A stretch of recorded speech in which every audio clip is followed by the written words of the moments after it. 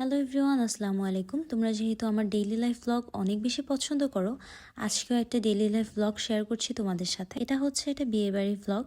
প্রিয়া beauty parlour থেকে আমরা সবাই আন্টি সহ চলে যাচ্ছিলাম আমাদের ডেস্টিনেশন। এই বিয়েটা অন্যান্য বিয়ে থেকে একটু আলাদা, এটা একটু ডেস্টিনেশন ওয়েডিং টাইপ করা হয়েছিল অ্যান্ড আমরা চলে গিয়েছিলাম ভ্যানুতে। আর ভ্যানুটা করা হয়েছিল রায়তা পিকনিক স্পটে। আমি এবং আন্টি সবার থেকে লেটে গিয়েছিলাম, বাকিরা সবাই বিকেলই চলে এসেছিল। এই জায়গাটা যে কোনো পিকনিক কিংবা বিয়ের অনুষ্ঠানের জন্য এত বেশি পারফেক্ট।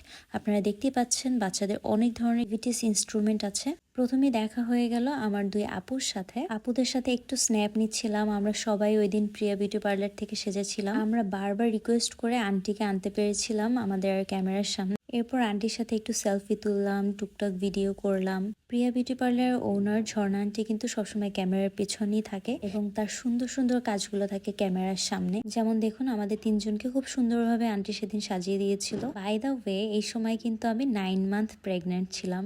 অনেকেই বুঝতে পেরেছে, আবার অনেকেই বুঝতে পারেনি। আসলে আমরা চেয়েছিলাম এই ব্যক্তিগত ব্যাপারটা একটু আড়ালে রাখতে। তবু আলহামদুলিল্লাহ, আমি আল্লাহর রহমতে অনেকটা বেশি সুস্থ ছিলাম, তেমন মেজর কোনো প্রবলেম হয়নি এবং আমার প্রমোশনাল ওয়ার্কগুলো বেশ ভালোভাবে করতে পেরেছি। এই বিয়েতে বরকনের স্টেজ করা হয়েছিল পুকুরের মধ্যে।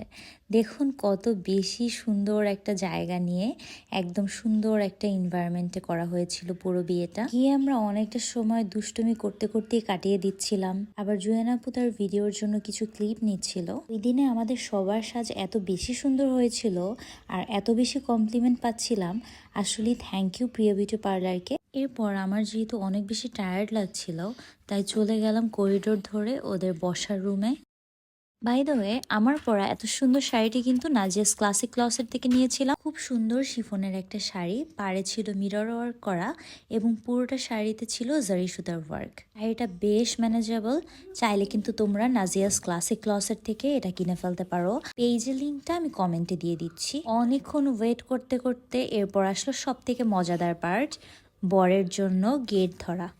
রাতের বিয়েতে তো এমনিতেই অনেক মজা হয়, আর সাথে যদি হয় এত সব আয়োজন। পরের গাড়ি পরে বাকি গাড়িগুলোর জন্য ওয়েট করছিল। সবাই বরকে আনতে যাওয়ার পরেই শুরু হলো সব থেকে বিয়ের ইন্টারেস্টিং পার্ট। বরপক্ষ তো টাকা দিতেই চাচ্ছিল না, আর আমরা তো এত কষ্ট করে গেট ধরেছি, ছাড়ার প্রশ্নই আসে না। বার্গেনিং এর এক পর্যায়ে আমাদের দাবি মেনে নিল এবং গেট ছেড়ে দিলাম। বরিশালের বিয়েতে গেট ধরা এবং জুতো চুরি মাস্ট। তোমাদের জেলার বিয়েতে কি কি রিচুয়াল ফলো করো এটা কিন্তু কমেন্টে অবশ্যই জানাবে। বিয়ে পড়ানোর ক্লিপগুলো নিতে পারিনি, তখন আমি একটু রেস্ট নিচ্ছিলাম। এর মধ্যে আমার হাজব্যান্ড চলে এসেছিল। যেহেতু আমার হাজব্যান্ডের সারাদিনই ক্লাস থাকে এবং অফিসের বাকি দিকও সামলাতে হয়, তাই তার আসতে আসতে অলমোস্ট 10টা বেজে গিয়েছিল। কিছুক্ষণ পরেই আমরা খেতে বসে গিয়েছিলাম। খাবারে ছিল বাসমতি কাচ্চি, মুরগির রোস্ট এবং ফিশ ফ্রাই।